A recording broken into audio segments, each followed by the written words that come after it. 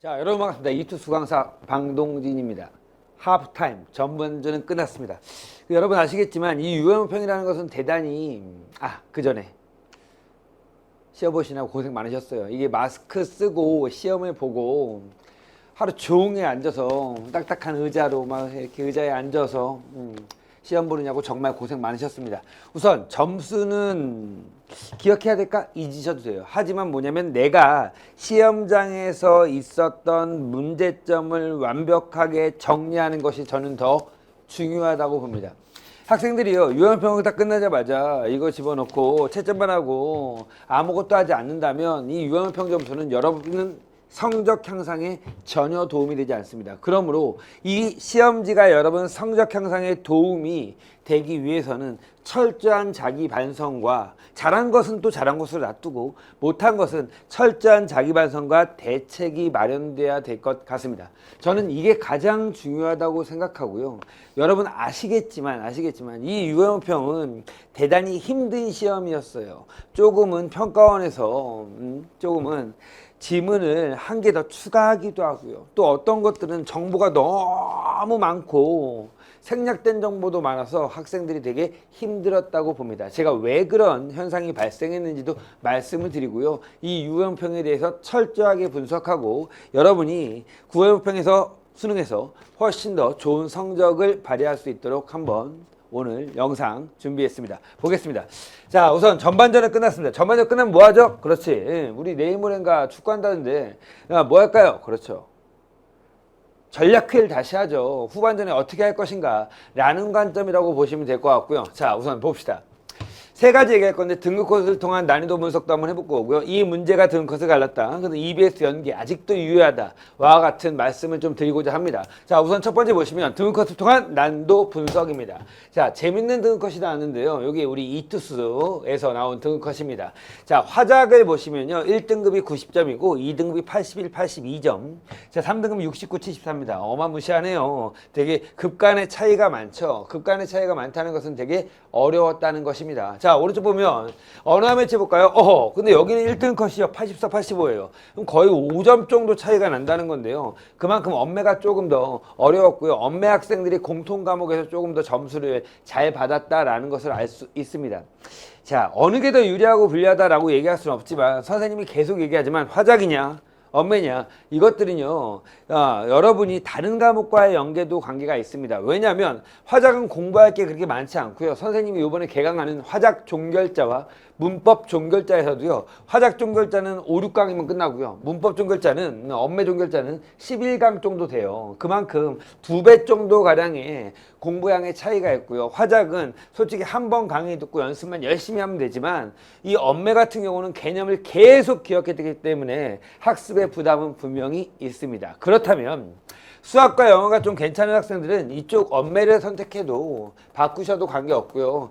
난 수학과 영어도 엉망이고 이번에 영어도 어려웠다면서요. 자, 나는 안 돼 라고 하면 화작으로 옮기셔도 문제는 없을 것 같습니다. 하지만 객관적으로 봤을 때 화작의 실수 하나는 언매의 실수 하나보다 훨씬 더 커다란 파장을 가지고 올 수 있다는 거 말씀드리고요. 자, 아무튼 등급컷은 이렇습니다. 그럼 어려웠어요. 당연히 어려웠죠. 작년 수능과 비슷할 정도로 어려웠고요. 특히 여러분들 아시겠지만 비문학 부분이 너무 어려웠습니다. 문학은 그렇게 어렵지 않았고요. 자, 보면 난이도를 보시면 아시겠지만 경험해 보셨으면 알 수 있어. 비문학 이게 독서랑 문학 차례대로 이렇게 나왔거든. 그럼 선택 과목에서 자, 화작과 그다음 언매 이렇게 있었는데요. 난이도가 어떻게 되냐면 이 독서 과목에서 물론 세 번째 지문은 그렇게 어렵지 않았습니다. 그런데 이제 두 번째 지문도 조금 학생들이 힘들었을 것 같고 첫 번째 지문 뭐야 이거?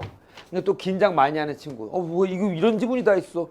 왜 비문학이 내 지문이지? 뭐 이렇게 하면서 조금은 그 멘탈이 나간 학생이 있지 않을까라는 생각이 듭니다. 그 다음에 이제 마지막 지문이 이제 관건인데요. 과학기술 지문이죠. PCR 지문입니다. 이 PCR 지문이 가장 어려웠고요. 이 PCR 지문이 어려웠던 이유가 있어요. 왜 그럴까요?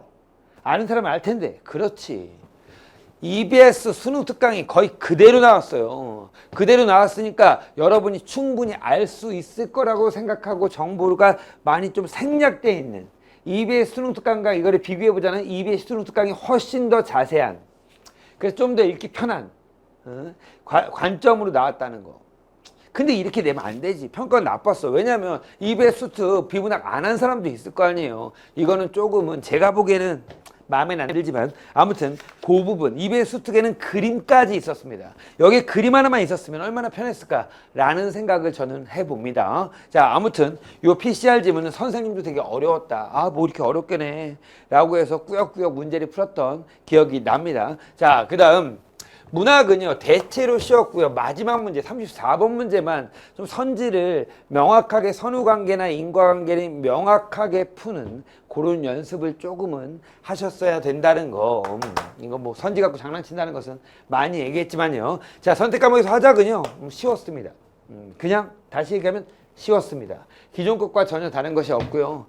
쉽게 풀릴 수 있었던 문제였고, 엄매에서 언어 과목 부분은요 지금까지 있는 모의고사에 비교해 본다면 쉬웠어요. 언어 공부가 좀 돼 있는 사람들은요. 근데 매체에서 한 문제, 두 문제 정도가 여러분이 생소했기 때문에 조금 어렵지 않았을까라는 생각을 하고요. 아무튼 난이도는 이 정도다라는 거 말씀드리고 우리가 이제 한 번씩 가봅시다. 이 문제가 등급을 갈랐다. 이런 문제들 어떤 문제인가 볼까요? 자, 오답률 베스트를 한번 가볼게요. 화작의 오답률 베스트는요. 독서 17번 이게 오답률 80%예요. 여긴 75%고 이거 보시면 알겠지만 화작 학생들이 좀 기분이 안 좋겠지만 화작과 엄매의 그 오답률을 보면요. 이게 똑같은 문제를 보시면 다 아시겠지만 훨씬 더 엄매가 오답률이 낮아요. 그만큼 엄매들이 조금 상위권 학생들이 좀 더 많이 분포되어 있다라는 생각은 하셨으면 좋겠고요. 자, 보시면 알겠지만 15, 16, 17이 같은 세트예요. PCR 지문. 요 지문에서 거의 다 박살이 났고요. 그 다음 인문지문 6번 요거 바나나 이 지문이죠. 요 철학 지문이라고 볼 수 있는데 요 지문에서 가나 주제 융합 지문 조금 힘들었지 않았을까. 그 다음 문학 현대시 34번 문제입니다. 요게 이제 2위 3위가 있는데요.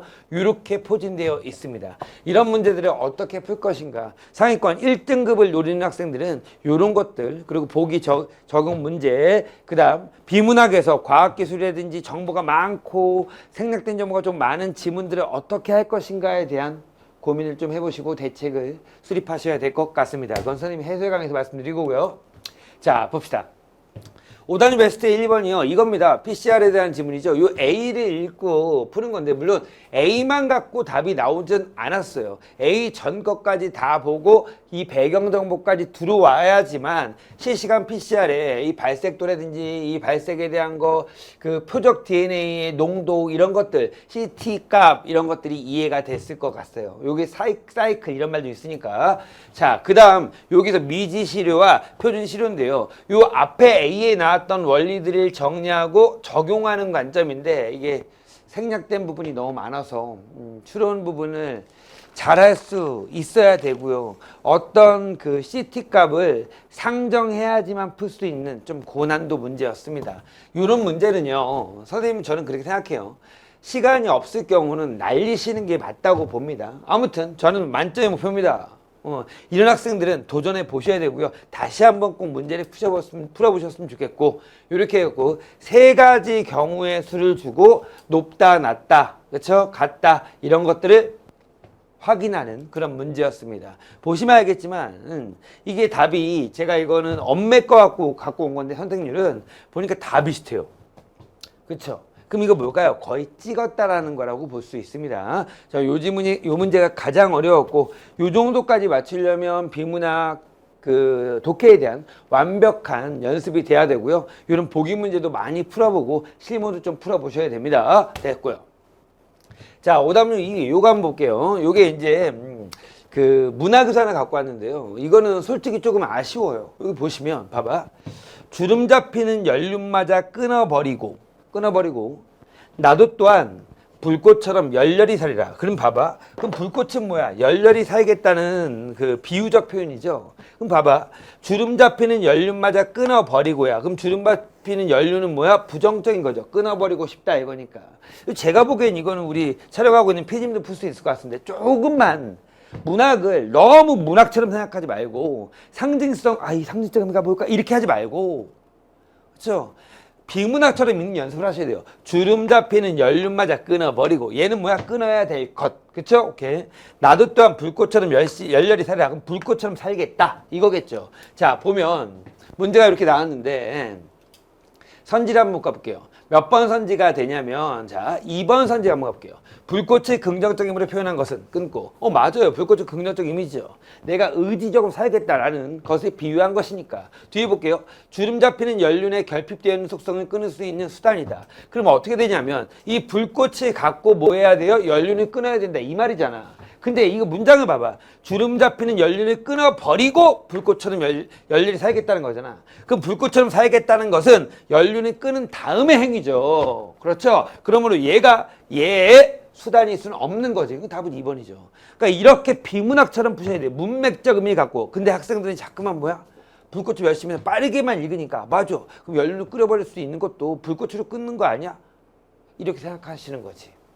제가 무슨 말인지 알겠죠? 자, 빠르게 읽지 말고 비문학처럼 문장 독해 관점으로 어떻게 하셔야 된다? 문제를 푸셔야 된다라는 것입니다. 됐죠? 오케이. 요 문제도 학생들이 되게 힘들어했던 문제인데요. 36%짜리 5번 선지를 가볼게요. 가에서 육지를 지나간 시간을 가로막아줄 공간으로 라고 했고 자, 나에서는 버스를 벗어나고 싶은 공간으로 표현했다. 이렇게 나왔어요. 그 다음 육지와 버스는 화자가 결핍을 느끼는 공간이다. 여기 이제 보기에 보면 결핍이라는 말이 나와요. 축직된 인생의 경험에서 뭐 쭉 나와 있고요.